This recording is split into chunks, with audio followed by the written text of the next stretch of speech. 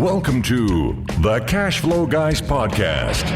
Join Tyler and his team as they unlock the secrets to achieving financial independence through wealth-building strategies inspired by Robert Kiyosaki and other thought-provoking leaders. Learn to build leveraged streams of cash flow that land in your pocket and improve your quality of life.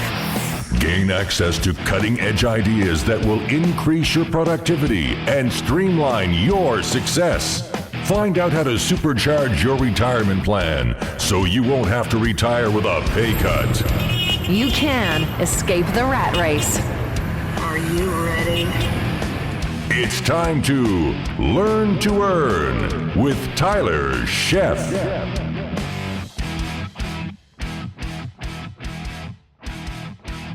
Welcome to the Cash Flow Guys podcast. It's that time again. It is Friday morning, bright and early. This morning, I have a guest for you. You're going to be a little bit surprised by this one. Now, you hear me say sometimes when I'm talking to you folks, you know, this doesn't take a brain surgeon to figure this out. And actually today we have a brain surgeon on the air with us today. We've got real estate investor. That's the best part I love about this, and certified brain surgeon, Dr. Bach Joffrey, on the phone with us. Bach, are you there? Yeah, I'm here. How are you? Thank you very much for joining us on the show. Thank you. Now, I'm reading your little intro here, and you started as a resident back in 2008. Yeah. Well, I finished my residency in 2008. Finished it. Okay. So with it, a lot of people don't know. So I want to clarify this because I watch a lot of medical shows. And I'd say you go to college, you get your preliminary degrees, and then you go on to med school, right? Yeah. So by the time 2008 rolls around, how many years of school do you got behind you? Well, it's complicated. So, you know, 4 years. So I had 4 years of college, 4 years in medical school, and you're partially right. I did start out as a neurosurgery resident, and I did a couple years of neurosurgery, and then finished out in head and neck surgery, which is basically everything outside of the brain and the head and neck, and then. That training period after medical school was, for me, it was another 7 years. So it was, it's a long haul for sure. That's for sure. That's absolutely for sure. So you were around, obviously paying attention during the financial crisis. Yeah. I mean, for better or for worse, you know, I finished my training just as the financial crisis occurred. Right. So, you know, I had my first, I started out working for someone else. I didn't immediately go out on my own, at least for the first 9 months. And so when I was out, I started seeing a bunch of people around me having, you know, all these financial problems. And, you know, so that was the context in which sort of I entered the non-resident world. And I think that was probably pretty impactful. I'd say, I mean, usually 5 years in, most people I know that got out of medical school, I have doctors that are investors, and they're usually in some sort of financial crisis at that point, yet you're already financially independent. So how did that take place? What was the paradigm shift that kind of made you say you took a different path than a lot of your peers probably did? So yeah, I think a few things sort of came together right around 2008. Part of it was the the financial climate around us, looking at you know, how that affected some of the physicians who'd been saving for retirement and that sort of thing, and who all of a sudden had the rug pulled up beneath them, and trying to figure out. Well, I followed everything I was supposed to do, like I did through, you know, college and medical school and residency, and then did everything right. How come this happened to me?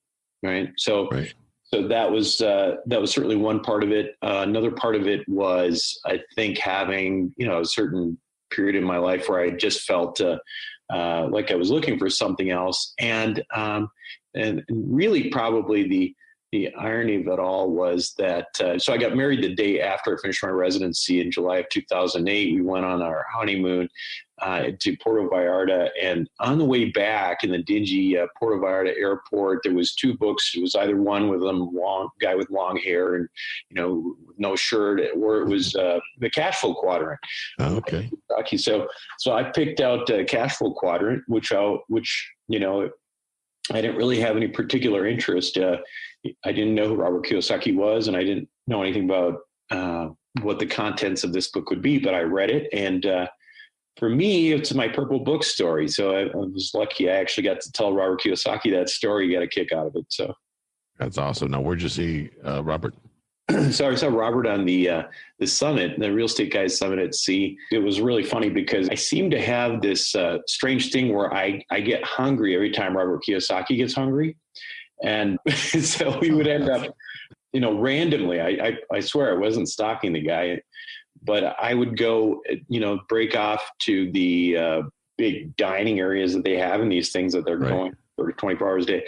And invariably, I would end up being there when he was there and ended up talking to him like 90 minutes at a time. It was odd, but it was a pretty cool experience. Nice. I got to ask you about that. So Summit at Sea, it's something I've wanted to go to. It conflicts with another seminar that I go to every year called PodFest. But this year, I don't think there's going to be a scheduling conflict, and I'm thinking I should go. And so is that something you highly recommend? Yeah, I would. I mean, Robert and Russ are good friends of mine, and they're really high character guys, and I think the event really reflects that. There's some really good people on there, and Robert Kiyosaki's there pretty much anytime he can be there. It's and that was one of the things he told me is it's one of the events that he tries to make every year, and that there's not very many events like that. So that says a lot right there. That's good to hear. I'm a big fan of their show, Robert and Russ, and I got to spend some time with them. I went to the Secrets of Successful Syndication in Dallas a few years ago. Yeah. And I've seen them spend some time with them when they were here in Orlando with Russ, Orlando, and then Robert a little later. And so those guys are great. Really, everything that they put out is just first-rate quality. I mean, I'm not a big seminar guy, but when it comes to real estate guys, I make sure that I try to show up. So I'm definitely putting that on my list this year. One of the things the audience probably doesn't know that I did not do in your intro is that you actually wrote a book, 7 Secrets of Eternal Wealth. Yeah, I did. So this was a book that I kind of wish I had when I finished residency and all of a sudden was starting to look for all these answers. So, I read Cash Flow Quadrant, right? I read the Kiyosaki book. Right. And it's funny because that book resonated with me much more than Rich Dad Poor Dad. And I think in part because it was talking to me more. But what was interesting was that I think a lot of people get inspired by the Purple Book, right? That's the book of inspiration. And what I wanted was, okay, now how do I put this to action? Like, what's the next step? Right. Like, really give me more concrete steps. And so I wanted to write a book that gave a little bit more infrastructure to the concept of cash flow and, how to approach things. Because, at the end of the day, I know you guys are ultimately a real estate show, but I love real estate and I'm involved with real estate. I own lots of real estate, but I consider myself somewhat asset agnostic. I mean, if it's a real asset, I like it. If it cash flows, I like it, So that was one of the major differences. But so anyway, the book was really written for people who I think are looking for the next step. Okay, fine. I'm sort of sold that there's something else out there and that maybe I should be thinking about cash flow. Tell me more. And what are some of the other concepts that you got to be thinking about, and for me, that starts with cash flow and, understanding investments, investing in real things, and then, education in general. So I wanted to write that book, published it on Amazon, and it did pretty well on Amazon, and then just realized I just really wanted to make it open to everybody. So I put it for free on my website. You can just download it. It's a PDF at wealthformula.com. And so, yeah, that's basically the story there. Now, you in the book, you talk about, and the folks, a link to his website will be in the show notes, so you can go download a copy for yourself at wealthformula.com. You talk about the uber rich. They actually do have secrets that are accessible for high paid professionals if they know about them. And the key you point out, you talk about the key is who you know. So that's really is a thing. It's who you know. There's no doubt about it in my mind. And that's one of the other things that I learned over time was that, listen, we all have this experience in our life at some point, I think, where we have like a consultant help us with something, and they're really expensive, right? Right. And you get done with the experience and you think, gosh, this wasn't that hard. And this is something I probably could have figured out and not paid all that money. Right. But in reality, a lot of times what happens is that what you're paying a consultant for is so that you can avoid making mistakes, right? You can avoid making the mistakes that other people make. And usually those things cost you more money. Right. And I'm not saying my group, my investor club and stuff like that is completely free. That I'm not saying it costs you anything, but the point I'm trying to make is that, you know, you can learn an awful lot from others' mistakes and make your own learning curve a lot shorter. Well, absolutely. And you talk a lot about high paid professionals buying stuff while the wealthy buy cash flow. Right. Can you touch on that a little bit? And I think that's an important point, no matter where your income level is, because unfortunately that seems to ring true in all income levels. Yeah. I mean, I think the issue there is that I think people who don't have a lot of money are not used to having money. So a lot of times most of the time they will increase their own personal overhead to match their increase in income. Right. Oh. And believe me, I'm not one of those people who likes talking about, skipping lattes and stuff. I don't like that. I believe in that. It's, you don't get wealthy that way.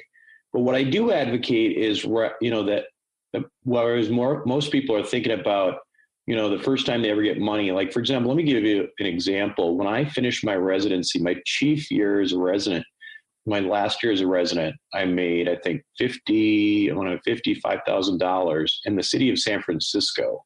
Wow, you were living in poverty level in San Francisco. Then my first year income was about $480,000 after that. So that's an enormous step up, right? Yeah. And so it's almost sort of like, hitting the lottery, and you see all these people going broke when they hit the lottery, right? Because they don't know what to do with it, right? Yep. So you see that a lot with high paid professionals, and what happens is that they get into money, and all of a sudden all these things that they've been thinking about, I would do this if I had money, and I would do that, and they do it all, and then it's all about keeping up with the Joneses and going ahead and buying the big house right away, et cetera. But what the wealthy do is that they look at money, and first thing they think about is first expanding the means and then spending it. So what I mean by that is, let's say you get your eye on a fancy $100,000 car, right? And right. You could go ahead and take $100,000 out, and you could spend it, or you could finance it and have negative cash flow, or you could find an investment that cash flows and put that $100,000 in to expand your overall means, to expand your overall residual income, and gradually expand into the things that you want.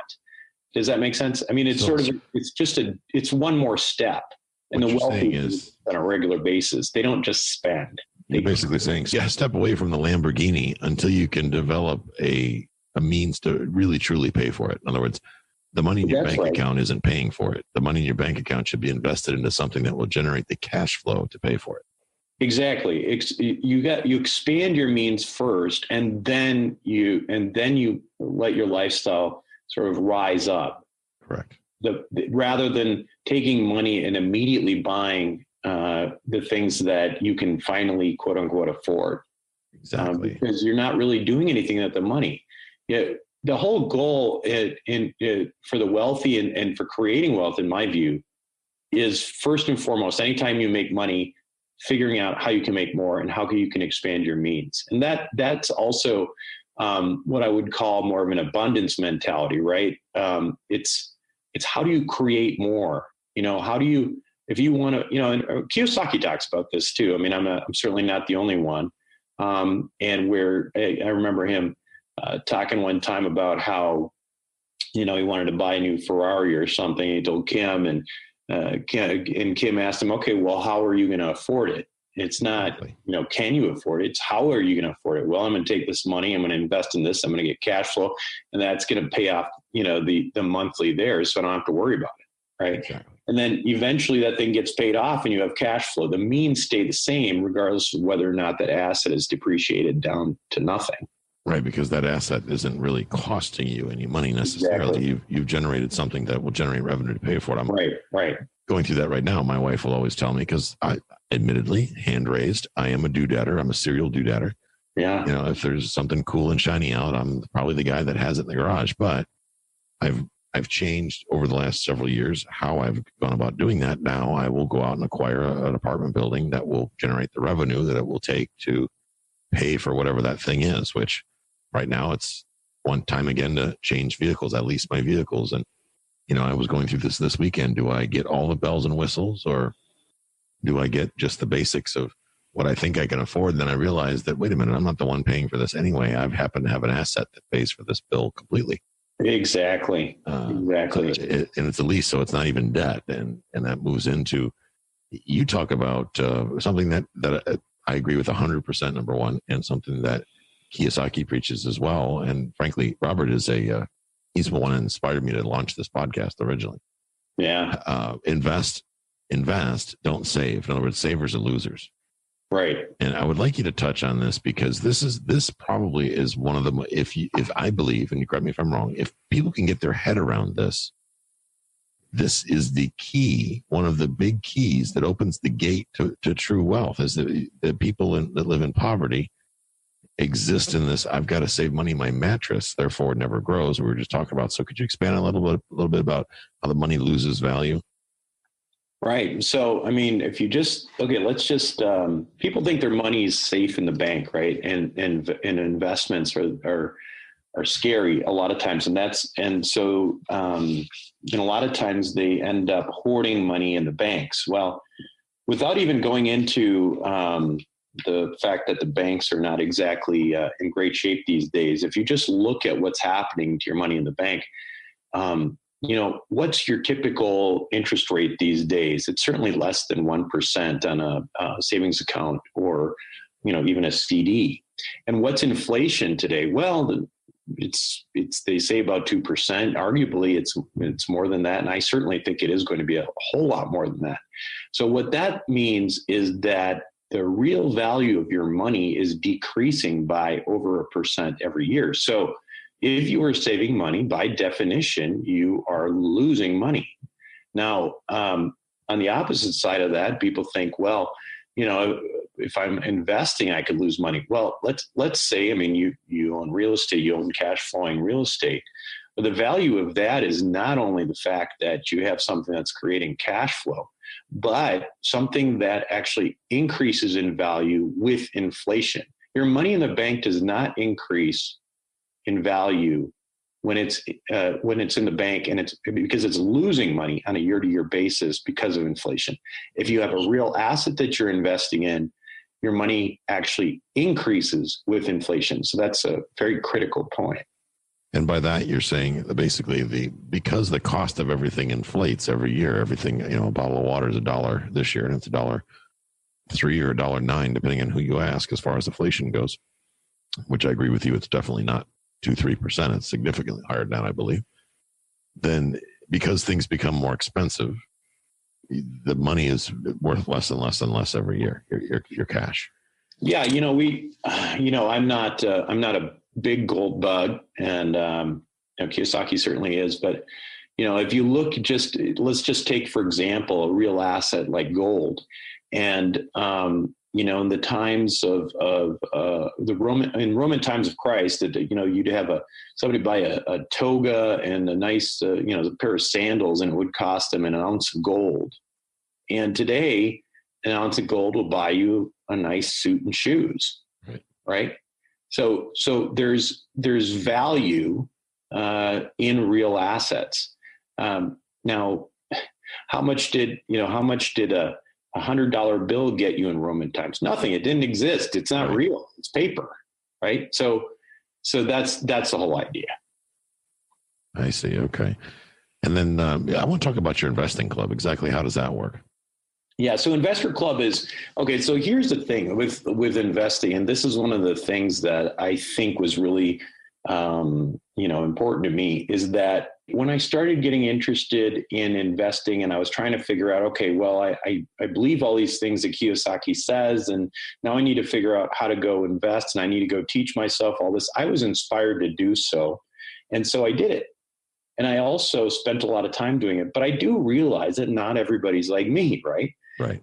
Not everybody's willing to spend a lot of the time getting into this stuff. Not everybody likes it as much as I do, but there are a lot of people who understand what you and I are saying and believe it to be true.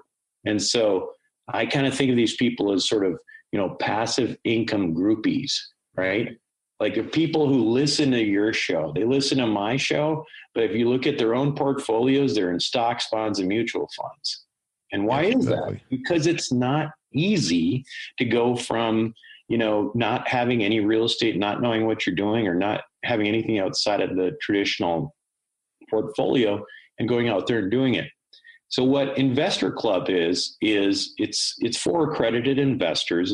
It's a group that basically, if you go to my website at wealthformia.com, there's an icon that says Investor Club. And if you are interested in potentially investing as a passive investor, as a limited partner in assets, in larger assets that, you basically come together and buy together, and then you enjoy all of the benefits of investing in real assets and cash flowing assets, but you don't really have to do anything. You don't really have to, go out there and pound the pavement and find the assets yourself.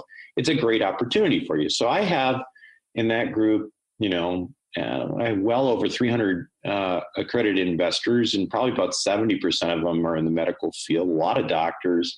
And it's because exactly for this reason, it's people want to get involved, but they just don't have the time. Right. So it works out kind of nicely that way. Interesting. Now, is there a certain minimum that they have to invest to be part of this? I know that the club is free. Now, the Investor Club itself is limited to accredited investors. And just as a reminder, an accredited investor is something you are or you are not. It's like being pregnant or not being pregnant. But it's basically that you make $200,000 a year minimum, or you have a net worth of $1 million outside of your personal residence. So it's not everybody, but there is a lot of, high paid professionals who have, they have a, $700,000 sitting in their IRA, and then, $300,000 somewhere else. And the next, hey, I'm accredited and I don't have to, do this. But I will say that that's just part of what, my show is not about just, and my mission is certainly not just about getting people into that club and then, bringing deal flow. But, there's lots of ways to obviously get involved, as and I'm sure you talk about on this show, for people who are not accredited.